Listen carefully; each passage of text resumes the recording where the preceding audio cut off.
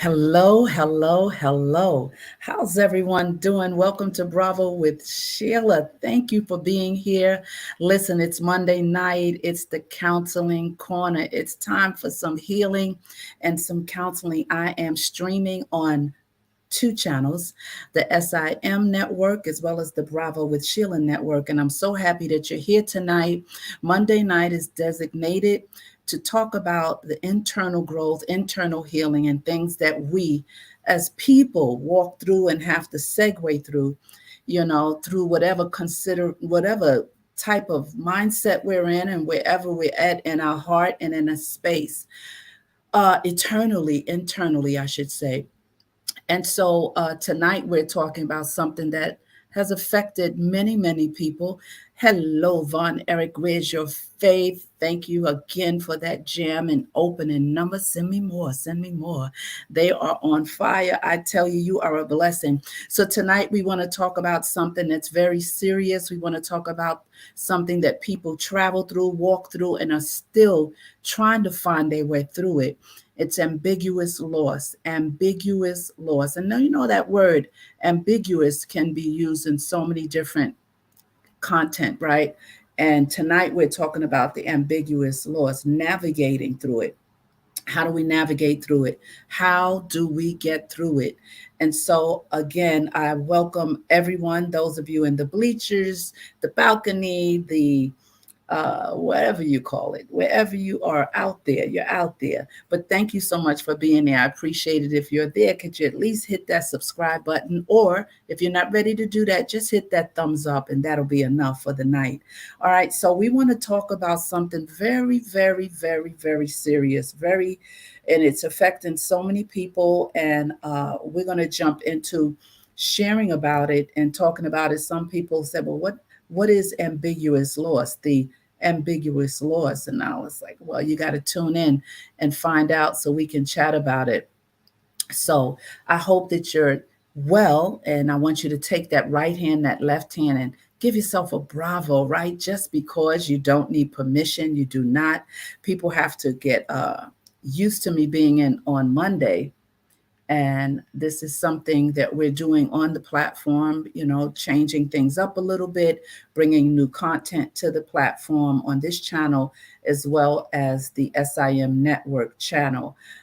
Tomorrow morning at 10 a.m., we have Pastor Rosa coming on, and she'll be teaching the word. And tonight at 7:30 on the SIM network, we have Dr. Ernest Cameron coming on, talking about how he died for 3 minutes. And well, he's talking about what happened when he came back, because he basically can't tell you what happened while he was out.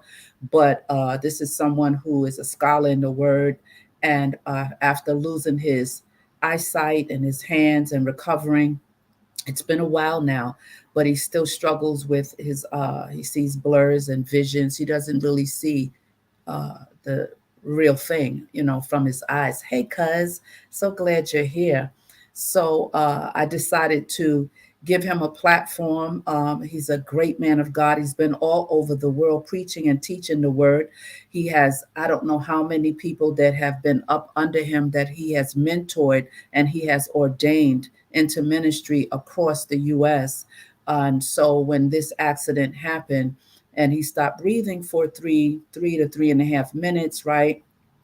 Uh, it took him a while, and I'm not going to tell his testimony, but he'll be talking about that tonight at 7:30. He is a friend of mine who I felt that I should help him have a voice on the platform. And so I'm sure that as he goes on each week, you will see what I'm talking about in terms of his teachings. So tune in tonight if you can. If not, just tune in to the SIM network and see all the things that we're doing tomorrow. Again, 10 a.m., Pastor Rosa, she'll be on teaching. And we have some other people going to do some things, as well as on Bravo with Sheila Network. We're opening up the platform. Some of you already know that Dawn B and Friends is on Thursday evenings with her team and her crew, and they've been doing an incredible job, incredible. And as you see tonight, Mondays is designated for the counseling corner. Hi, Arshawn, how are you? So good to see you listening in. Thank you. Thank you. And so we are trying to really get information out to solve problems, to help people move from pain to power and from power to victory. We all go through so many different types of struggles in life. Sometimes they're just hidden and we just tuck them away, and they show up on different areas in our life, whether in relationships, in the job, wherever you are, your walk of life. When we don't tend to ourselves and we're dealing with certain things and we just cover them up or just put them away and lock the key on the inside, right? You know, you can do that with some things. Some things you need to tuck away and lock away, the things that are negative, the things that don't do you a service. And things are well with me. I thank you so much, Arshawn. And thank you for being here. Those of you here, you need to go to his channel.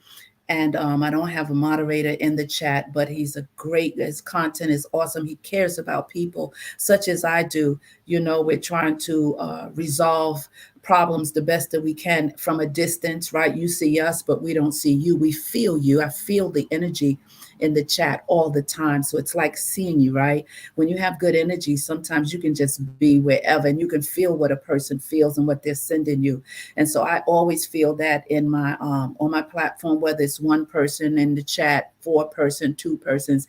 As you get to know me, you know I'm not about the numbers. If God blesses me with the numbers, then that's an awesome thing. But my goal is to give information that can move you to a better place inside of your heart and your spirit and in your mind, because our mental health is very, very important. And so I wanted to talk about navigating through the ambiguous loss, because we know that the word ambiguous is used in different content, different ways, but this ambiguous loss thing has really, really took a toll on people, and it continues to do every single day of their lives. And people think when I say life be life, and I say it and we laugh about it, but it is so true that life be life. And if we don't learn how to navigate through the things that we get hit with, as soon as we wake up, things hit us.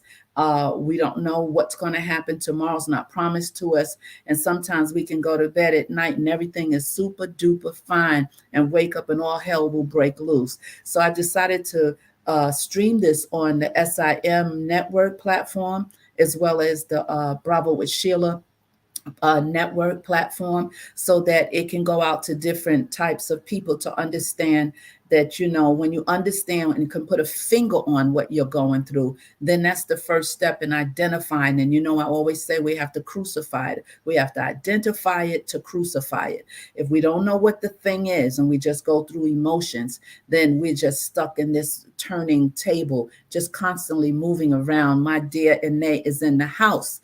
I see you, sis. I see you. I see you. And so, listen, I want to talk about it. I want to just be here, not before you long, but I hope that, you know, I don't know who this might touch. I don't know who might have experienced this or who are experiencing this at this present time. But whatever it is, I am here to help you understand some things and to let you know that it's not over until it's over. And as long as you can pick them up and put them down and wake up and press and command your morning, continue to command your morning, and you take control of your day. You take control of your life. But sometimes we have to navigate through some things before we can even do anything. And if you don't know why you're feeling what you're feeling, let's see if we can talk about some things that might be going on with some of you with the navigating the ambiguous loss. So I'm going to put something up on the screen, and then we're going to come back and we're going to continue the conversation. So I'm going to add something so we can talk about it, and then I'm going to give you some tips on it. So navigating ambiguous loss. Navigating ambiguous loss. Ambiguous loss is like an unwelcomed guest who takes up residence in one's life and refuses to leave. Refuses to leave, and it causes what? Ongoing distress and confusion. Ongoing distress and confusion. And there are different types of ambiguous loss. Different types. Ambiguous loss occurs when there is no closure. And we know as people, as human beings, we need closure with certain things. We need closures. If we leave a job and we left the wrong way, or someone booted us out the wrong way, we still sometimes never get closure with it. When we lose someone, it's all types of closures that we need. So closure or conclusion to a significant event or loss. So I suggest that you seek counseling and support to cope with this type of grief, because it is a grief. The impact of ambiguous loss is ambiguous loss occurs when a person experiences a loss that is unclear or lacks resolution, right? So counseling again is the key. Counseling is the key. Common coping mechanisms: establish a routine or structure. A routine, and we're going to get into more of this. Establish a routine or structure and find healthy ways to express emotions. Many times we go through situations, and we have pent up emotions, pent up anger, pent up things that we need to express. And a lot of times we don't express. Sometimes you've been betrayed. Sometimes you just don't know how to express. Sometimes you don't trust. There's express our emotions. So again, connect with others and seek support. Seek support, okay? And I want you to do that. I want you to really pay attention. You may not be going through this, but you may right now say, oh, I know someone who is going through this. My Wi-Fi has been crazy today. I don't know why it is spinning. There we go. Common coping mechanisms, we did that.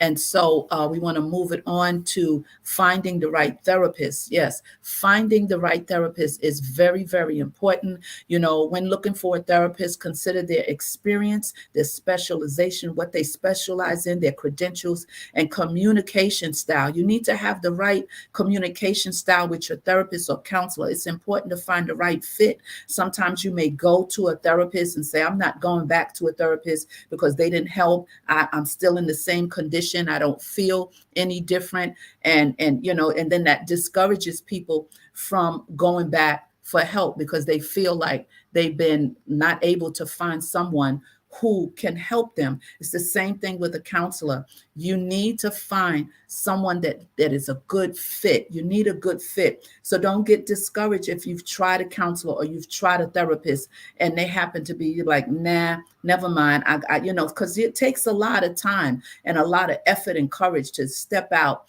and say, I really need help with this particular thing. And what I want you to know is, when you're in therapy and when you're going to sessions, it's not forever. It's not forever. Sometimes it's just for a 10-week span. It's just for 5 weeks. Sometimes you just need to get over a patch that you're going through. And again, that's another stigma they have about therapists and therapy, that when you go, you're going to be in there forever. And, no.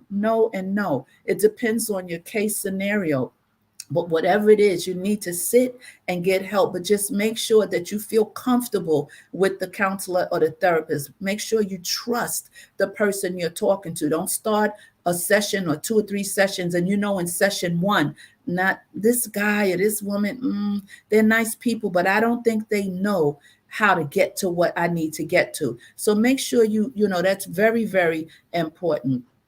Thank you, thank you, thank you. Oh, you are so wonderful. You are so wonderful. I hung my jacket on your chair to make it look. And everybody's talking to, I love the chat. They're chatting and supporting each other. And Naya and Arshawn and Von Eric in the chat and just chatting. And I love it because we're, a seeker friendly channel, both the SIM network and the Sheila Ingram Bravo with Sheila. So let's talk a little bit more about this ambiguous loss. It's been more than 40 years since people have been talking about this. And this wonderful therapist, Pauline Boss, she's a PhD, who first coined the term ambiguous loss. And from that, a lot of things have sprung forward. So in its simplest sense, and it's simply, I'm right here with you, but I always have my notes. I'm right here. And in its simplest sense, ambiguous loss refers to loss without closure. I heard you say loss without closure. Loss without closure. Here we go. And today the term has never been more relevant, right? I mean, why I think about this is because when you think about COVID and you think about how many lives were snatched away from so many people, right? How many people are still in a state of shock. because it wasn't that long ago that we saw trucks that became ice boxes, and how many people passed away. So we need to be so forever grateful that we're still here. And I don't know about you, but I know for myself, I lost someone through COVID. I lost my only sister. And, and it's been rough. It's been different. It's just three of us. Sometimes people don't realize if you have sisters and brothers, five sisters, five brothers, three sisters, four sisters, two sisters. But when it's one, and one, when one go, it's two left, right? And it's so uneven and it's so unusual and it's different. It is an empty seat at the table for the entire family. So loss without closure, especially, like I said, COVID is a real staple of how that has happened to so many people, right? And we want to talk about it tonight and delve and jump into this. What is ambiguous loss and how do we navigate through it? At its core, it's ambiguous loss is all about the lack of resolution, right? And there's a different category. There's a category of physical and psychological. There's a physical and a psychological. Type 1 ambiguous loss. Type 1 deals with physical loss, like when you don't know for sure whether someone you love has died or what has happened to them. Someone that's like a relative or someone that's moved away from family and they're distant. They don't call. You have no contact with them. You wonder, where are they? You had a relationship with them. Where are they? That's a loss. And think of an example of a parent whose child has been kidnapped. A child has been kidnapped. Thank you, Von Eric. A child who's been kidnapped, right? Or a person whose spouse has been gone missing on what military deployment, like when our men go to the service and wives and family members don't know if they're alive or if they've, been deleted. We don't understand and we don't know. Hello, superfood parents. Good day, my dear new mentor. That's another story.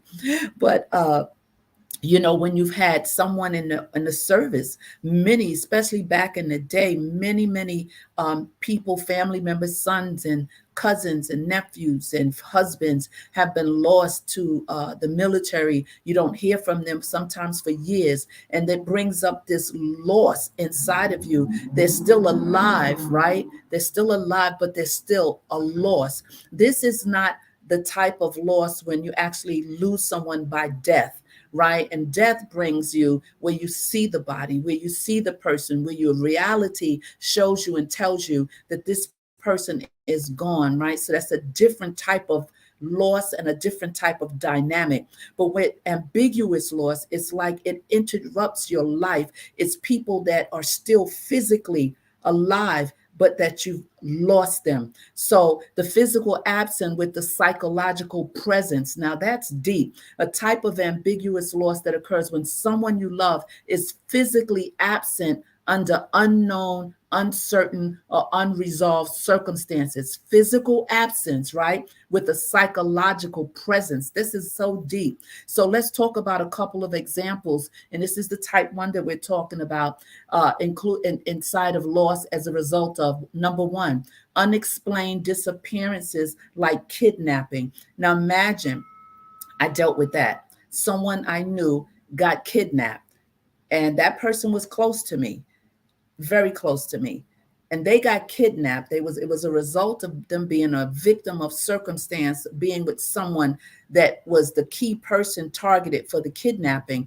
But this person that I'm talking about happened to just be at the wrong place at the wrong time with this particular person, and they kidnapped them both. This person, I'm telling you, had nothing to do with any issues, nothing to do. He wasn't guilty of anything. He just happened to be with someone he was friends with and someone he thought well of. And at that time, I guess no one knew what was happening. And this person wound up being kidnapped with this person, and we never saw him again. We never saw him. So where was the closure? What happened with the closure for the family members with this type of loss? This is deep. This is deep because it can affect you on so many ways.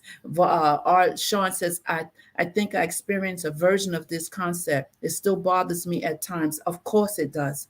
Of course it does. Let's talk about number 2, the war and acts of terrorism. We know what happened with 9/11. We know all the people. We know what happened in these places where these acts of terrorism or war is happening and or has happened, and how it leaves such an empty hole, an empty space inside of the hearts, minds, and souls of family members and friends, right? This is called ambiguous loss. People don't talk about this a lot. They may talk about loss, and when people think about loss, they say, oh, you went to a funeral, oh, you had a memorial. Oh, no, this is not a type of loss where the person physically died. This is the type of loss where the person is somewhere existing and you don't know where they are, or someone is right in your space and they have lost who they are. Then you have deportation and genocide. We know what that happens. We know what that brings. Deportation, ripping children and family members apart, sending them back to their country after they've segued over here to the States or vice versa. That is an ambiguous loss. How do you deal with that? How do you, this is something that affects you for so very long. If you don't tap into it, recognize, put a finger on it, and get someone and talk about it. Don't live day by day thinking this is going to disappear. It is not, because these people or persons were a part of you. Now, sometimes with the different types of closure, with people physically dying, sometimes it takes a long time, but you recover in a sense, right? Because it's a different type of mindset, and acceptance is different, right? Because we know their physical being is gone, right? They are no longer on this earth. And though it's a hard call too, but this type of death is really hard to navigate through, the ambiguous loss. What about natural disasters? That's a whole nother level of loss and no closure. So this type of ambiguous loss can also come from a loss of contact, even if you know where, listen, where the person is or what has happened to them. This kind of ambiguous loss includes circumstances like divorce. Oh my God, divorce. Do you understand that when someone gets divorced, whatever the circumstance was or is, divorce is a death?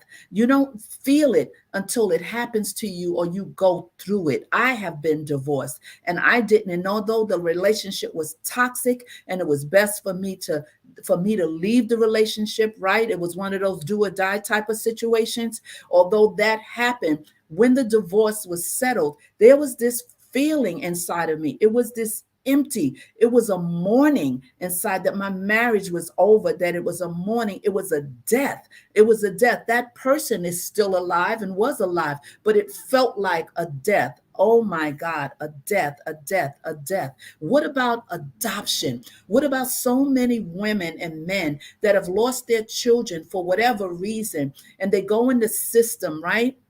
What about them? That where they try to get their lives back together and circumstances happen and the system plays them to a point where now they take their rights away from their biological children or their bonus children, whatever the case may be, and they wind up adopted and taken, snatched from you. This is an ambiguous loss. The person is still existing, but you can't get to the person. You have to deal with them physically being here. What about adoption when babies are given up? Early on in life, and they grow up and they find out that they were adopted, that the people that so lovingly adopted them and raised them and fed them and clothed them, the adoptive parents finally sit down and tell them that, we're not your biological family, father and mother. We adopted you. What happens to the dynamics of that person, right? That's why it's so sensitive and very important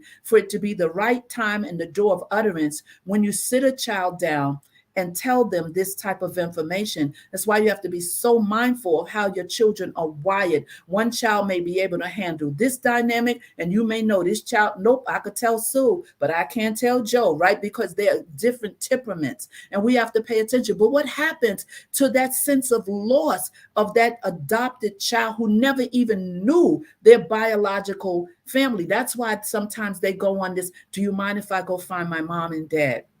And the adoptive parents have to be ever so strong enough to allow them to go. And for them, that's a situation that they have to hold, their feelings and emotions. They're probably broken in pieces because they don't really want to include this person that had nothing to do with the rearing of this child. But because they love this child they adopted, they help them find their mother and their father. This is that loss that tingles in a person who doesn't and had never known their parents, right? And they wake up and they get old enough and they do this search thing. I got to find my mom. I got to find my dad. Not even knowing when they find them, they might be rejected. Their whole focus is that sense of loss and identity that they're looking for. This is ambiguous loss. What about estrangement? Oh my God.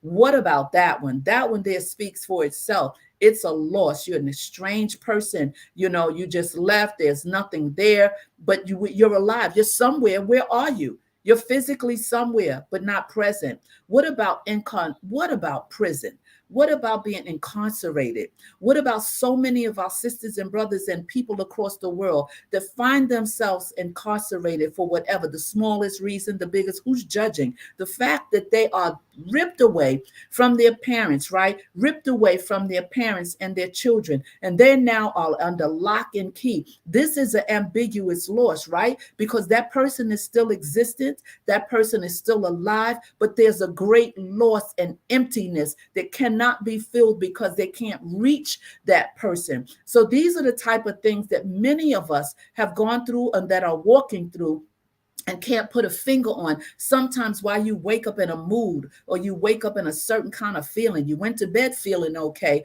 but you wake up with this heaviness on you and you can't put a finger on it. And I always say you gotta identify it to crucify it. We can't walk around saying I'm good, I'm okay, when all these different emotions are moving and grooving inside of you. That's right, I said moving and grooving, because that's what they're doing. They camping out inside of us. And the more we don't take heed to it, the more we don't try to put a finger on it, because we don't want to talk to somebody, because we have pride, because we don't want to talk to someone, because we can't find the right fit therapist, like I opened up saying tonight, the right fit counselor. Just seek someone, seek a therapist, have that one session. For me, when I have people to come, and I always talk to them in the first, consultation or whatever, and I said, listen, I know someone told you that I'm good and this, that, and the other, but let me tell you, if I'm not a good fit for you, then I need you to move on, and I need to help you find someone to help you. Because when you don't have a good fit, and a lot of therapists today, no pun intended, and I guess they know who they are, will just take insurance, just take your money, and just cause you to come in, and you're just in the file cabinet, and because you're making money, they'll sit an hour with you, right? Especially if you're corporate and have a lot of excess money and good insurance, that you know how much you get on each session.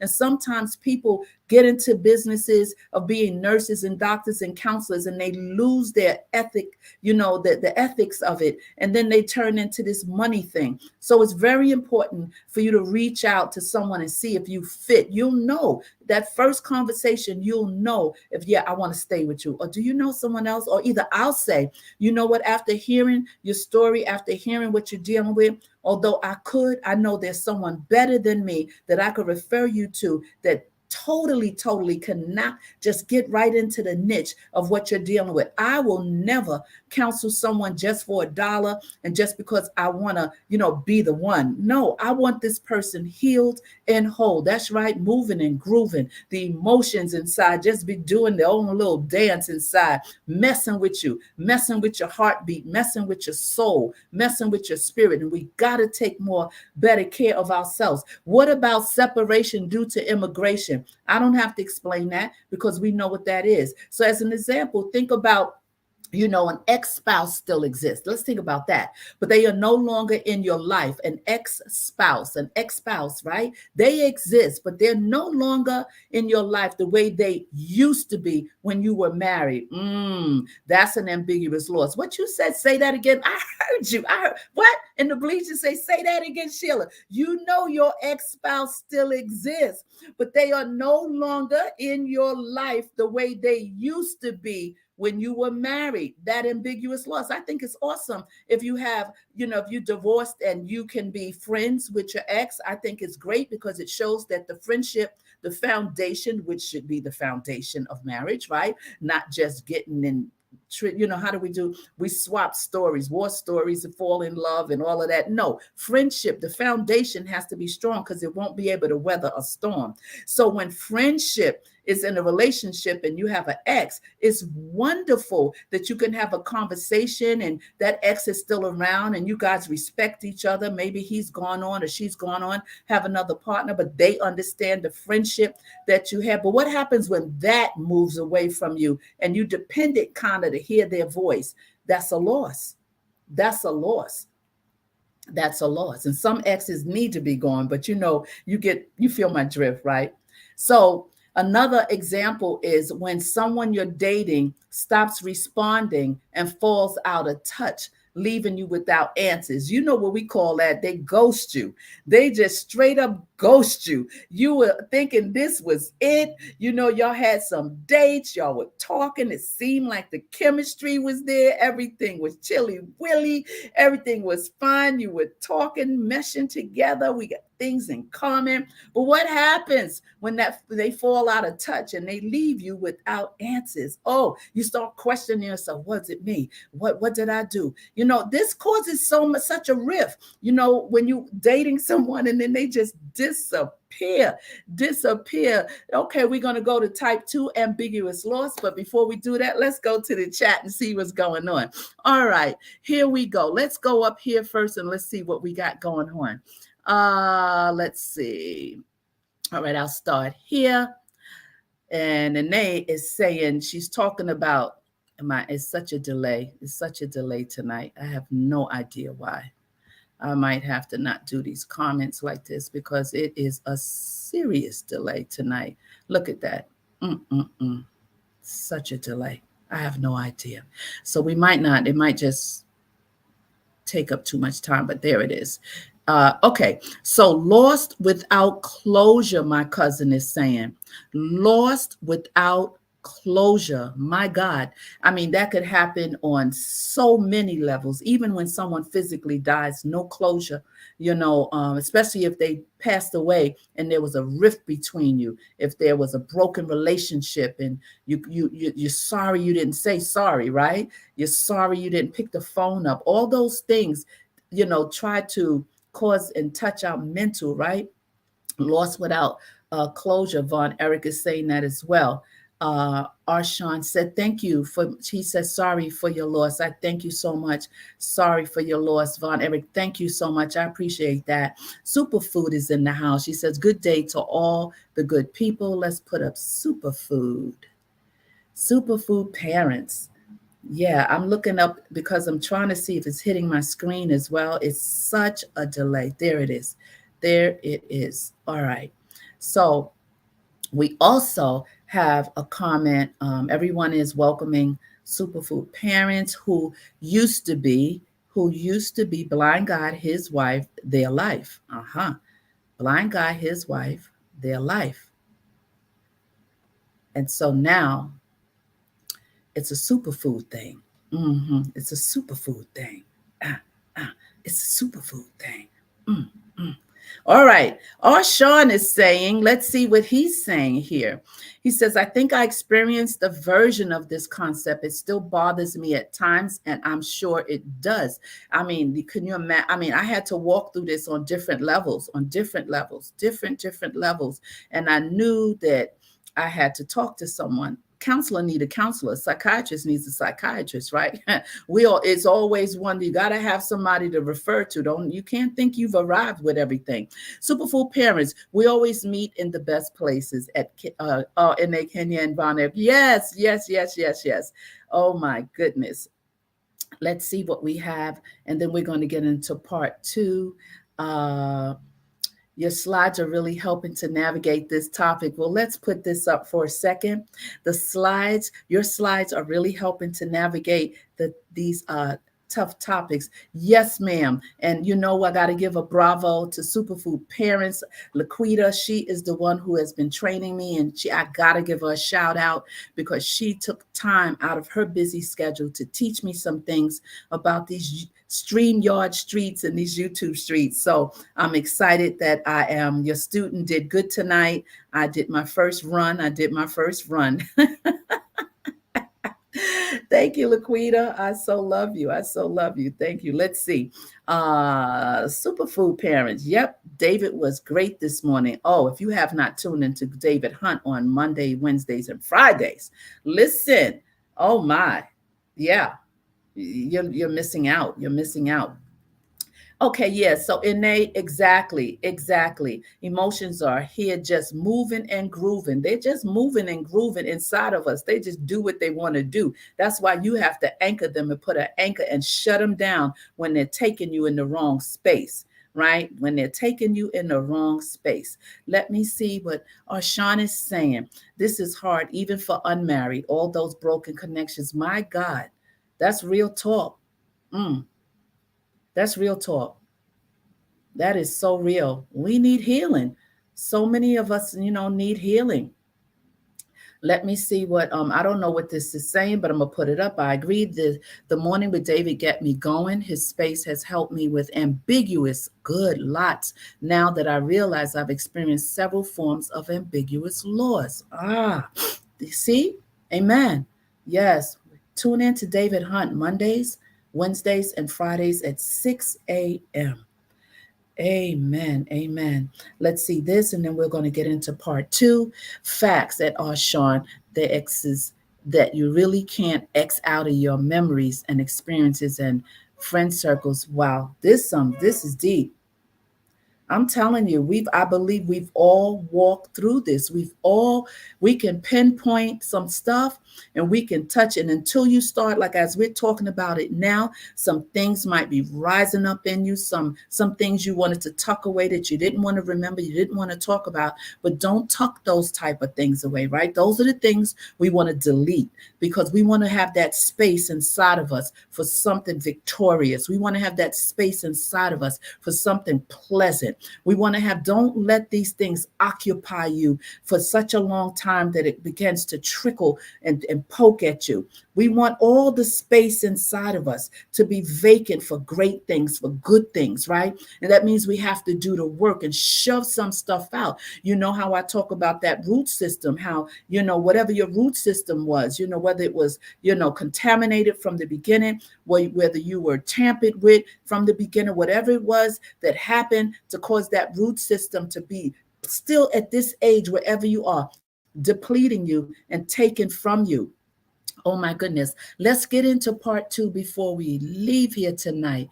Type 2 ambiguous loss. This type of ambiguous loss refers to a psychological loss, including a mental or emotional disappearance, like when someone's personality has changed so much that they no longer seem like the person you once knew. Stop, pause, reflect. Mm-hmm. Mm-hmm. Your loved one is physically present, but they've changed, whether emotionally or cognitively or both. This is heavy. Examples, and I know what you're thinking about: Alzheimer's disease and other forms of dementia. Mhm.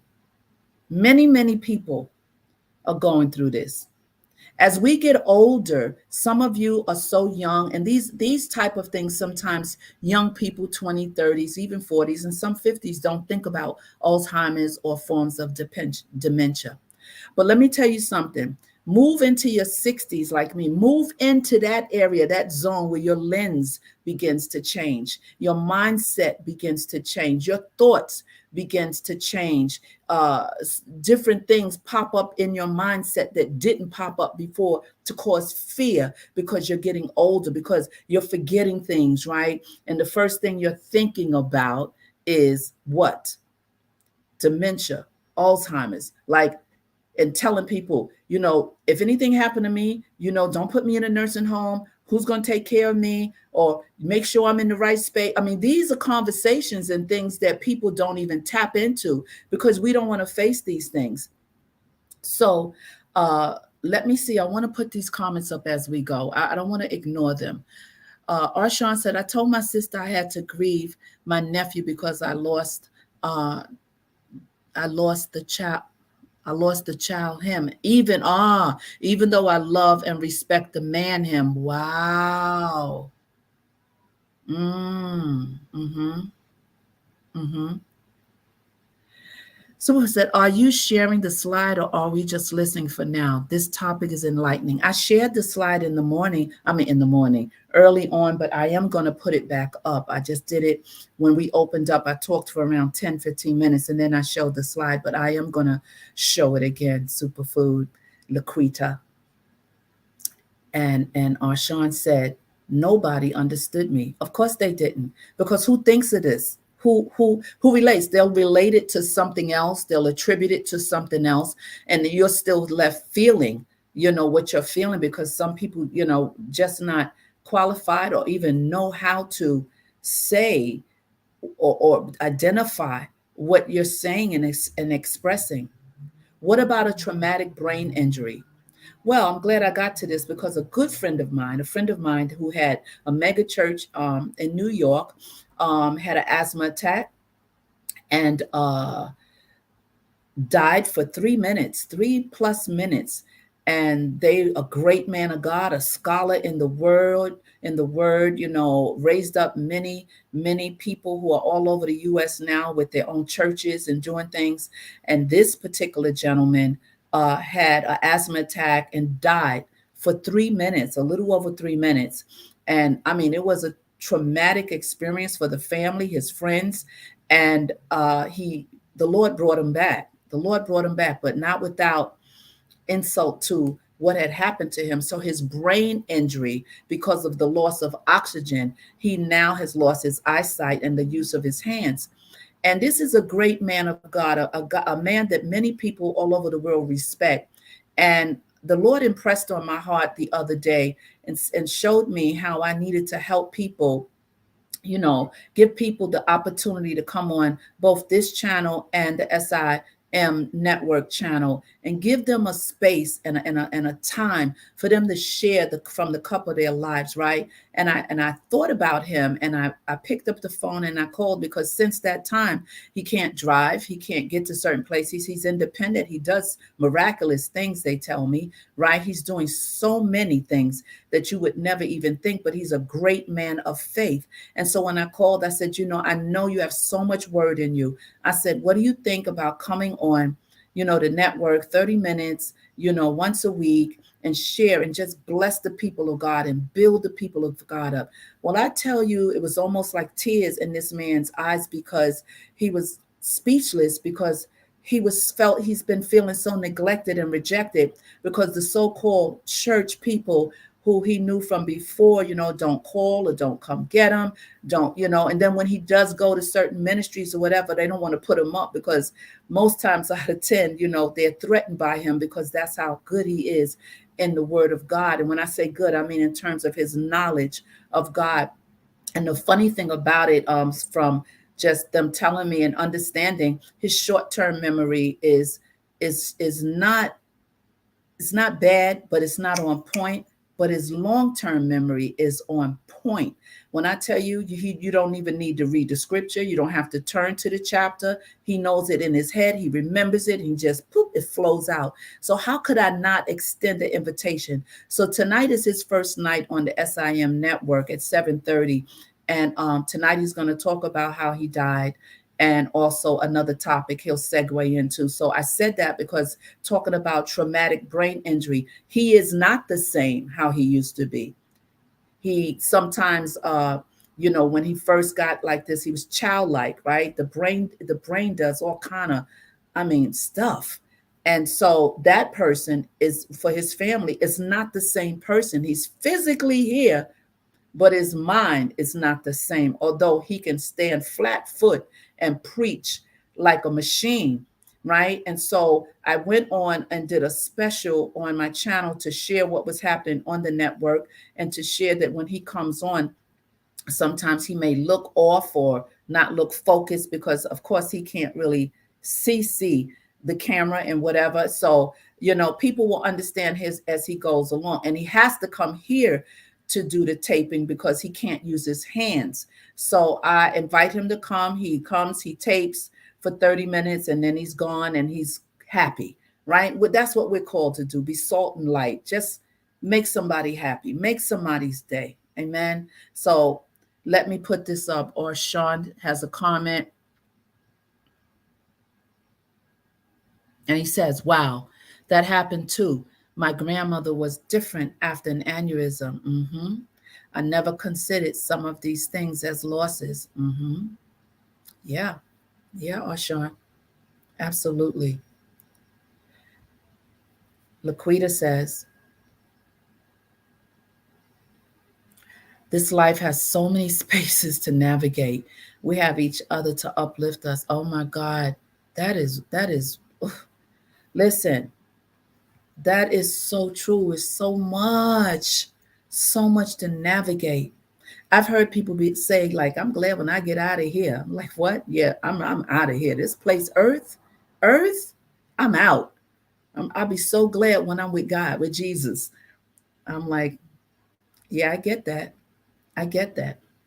So as we close with the no, let's do this. Let's do this list.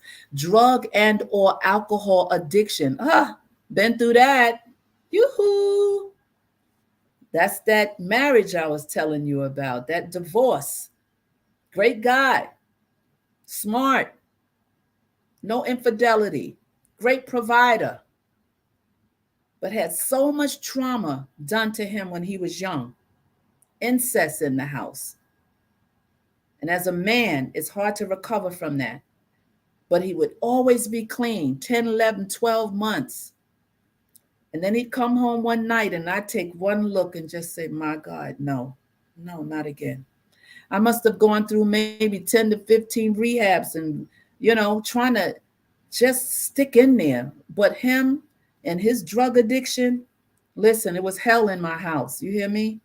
Literally hell. And it got to the point after 7 years, I had to say bye-bye. So that person was physically there, but he was gone. It wasn't him. The drugs had altered who he really was.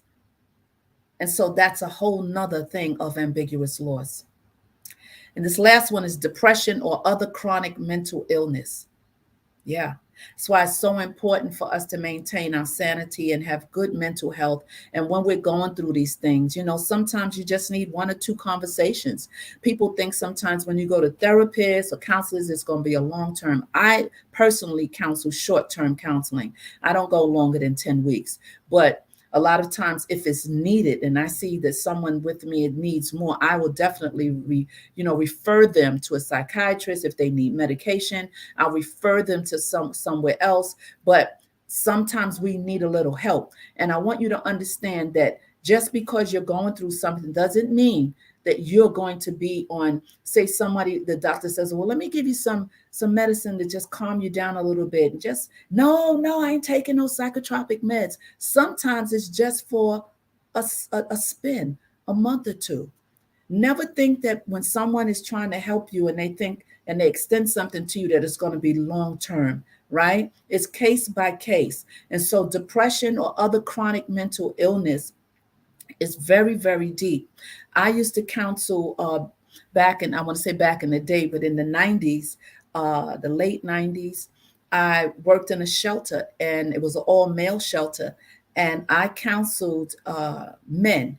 I outreach. I loved working in the streets and outreaching the homeless and hearing their stories, finding out what happened to them and telling them that this is not what they were born for. And, the stories that you hear, you find out the trauma which landed them. And I used to counsel these men, but these particular men were called micas, MICA, micas. And micas are mentally ill, chemical addicted people, which means they have a mental illness and a drug addiction. So we call that a dual, right? A two thing. And so imagine counseling somebody with that type of scenario, trying to get them back to their families who really have lost contact with them, don't know where they are, right? And so this affects so many, like Laquita was just saying, this life has so many spaces to navigate. We have each other to uplift us. We need to have compassion and empathy for people, right? Because you don't know. People would say, oh, they homeless, they are addict. I said, yeah, but you one paycheck from being homeless. So don't put your mouth on people. You don't know the circumstance that brought them there. When I travel to Cali, I mean, those of you know me know I go to Cali a lot. My youngest daughter is there. When you talk about infested place of homelessness, I'm talking about infestation. Like we think New York or maybe where you live, travel. If you haven't been to Cali, and I'm not saying go there just for this, but when you go and you happen to see, I'm talking about right across the street from Hollywood where the stars in the streets are, where people cut their stars down right there around the corner. Blocks and blocks and tents and everything. And they travel from places like New York and all Minnesota, all the cold, cold places so that they can be warm, right? California is warm, it's seasonal with warm weather. It's not like New York, 4 seasons, summer, spring, winter, fall. No, so people travel to these warm places, but their families lose contact with them. And if they have a mental illness, I counseled this lady, and I had to get her past feeling guilty that her son was out there, and I had to really get her to understand about the mental health issue within him, and she would go look for him. This ambiguous loss touches so many lives. All right. What I'm going to do now is I'm going to put up this, before we close, I'm going to put up the slide that was created today talking about ambiguous laws. We're going to end with this, and I'll share a little bit about it. Oh my goodness. Let me remove it for a second. Let me remove it for a second and go back. My teacher's on. I have to do what she taught me. All right, here we go. Here we go.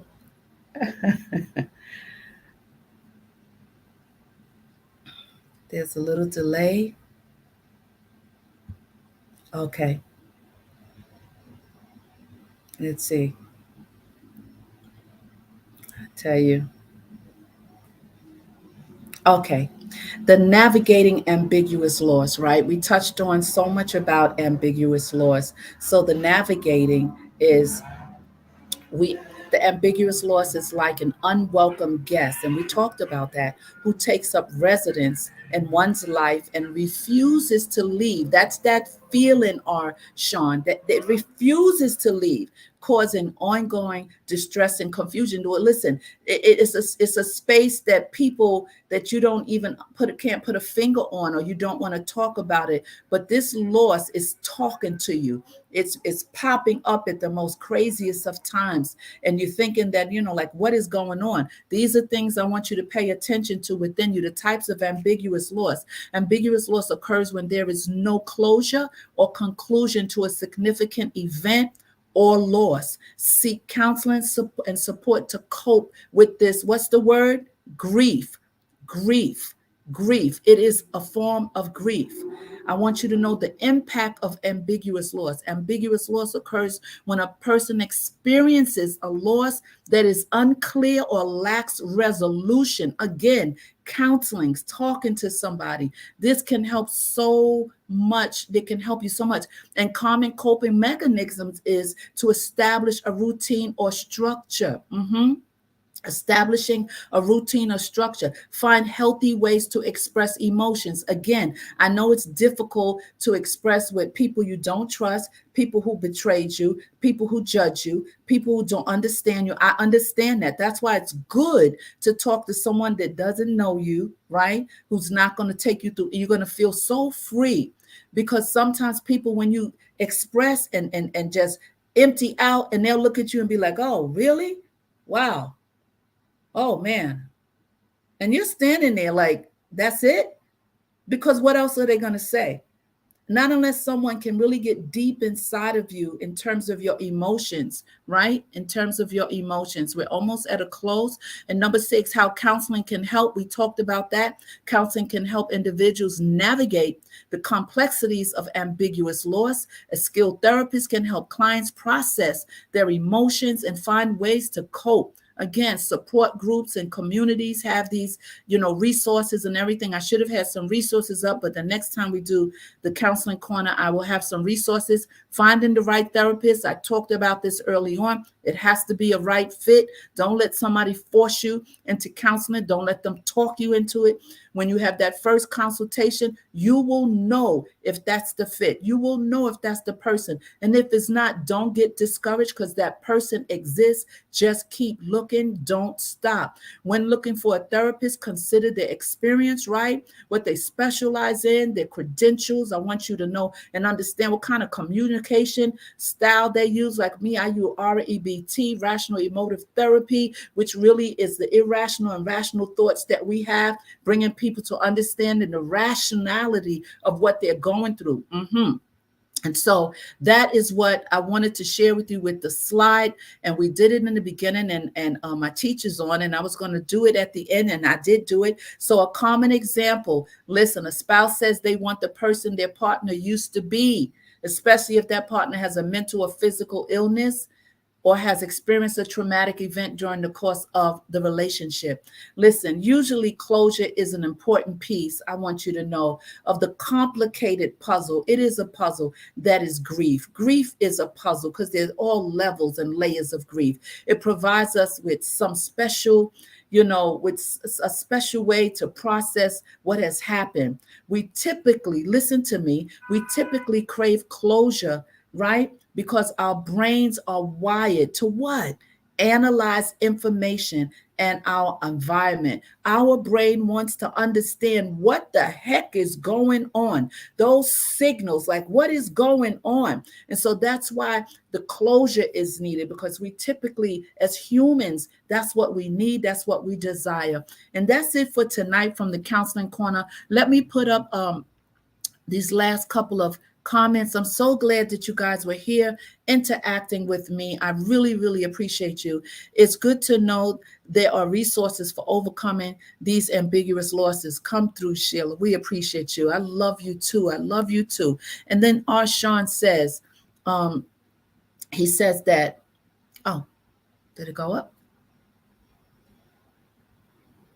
Thanks for the message today. I didn't expect to be impacted, but it's obviously something I need to deal with. Had me over here having allergic reaction in my, listen, I know what you're saying. Hey, I had to hold back my eyes too, a little, little water, a little allergic reaction. Little allergic reaction, brother. I understand. I understand. I understand. I love you guys so very much. Stay tuned for more from the Counseling Corner. Remember, someone is out there to help you. I will always try to be here on the platform, giving information and touching on topics and subjects that people run away from, people hide. People hide because they don't want to expose themselves, because being exposed emotionally is deep, right? I always say, like, you can be naked from your clothes, right? You can get caught with the wrong dude or the wrong girl and find yourself in a particular situation, right? But one thing about that particular nakedness, you can get up and put your clothes on.